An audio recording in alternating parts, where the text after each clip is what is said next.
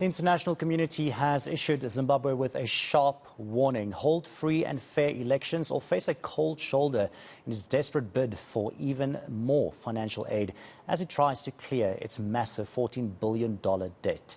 Zimbabweans will make their mark this year in a period that's become synonymous with violence and political intolerance. Now, it's hoped this pressure will force officials to run a tight ship to keep critics happy and the money flowing. A debt clearance meeting was held in Harare this week, where former Mozambican President Joaquim Chissano made it clear that creditors and development partners wouldn't consider aid unless the Zimbabwe government toes the line. eNCA's Pindai Dube reports. The Zimbabwe government is buckling under the weight of its loans. In this week's debt clearance meeting, officials hammered home that unless its $14 billion debt is cleared, efforts to rebuild the economy will fail. Chissano and African Development Bank President Akin Adesina are facilitators to the debt resolution.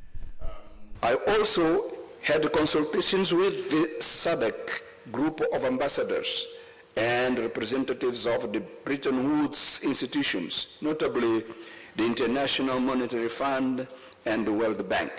Some examples have been presented of quick wins of the so-called low-hanging fruits the government should pick expeditiously, such as compensation of farmers under BIPA, a staff monitored program under the IMF, and the holding of free and fair elections. Zimbabwe President Emmerson Mnangagwa assured the gathering that elections would be free and fair.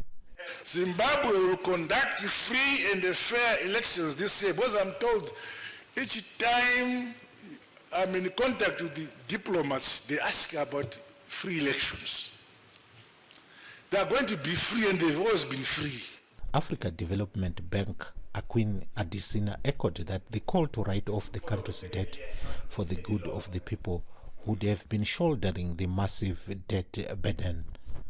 The number of people living in extreme poverty now stands at 44%.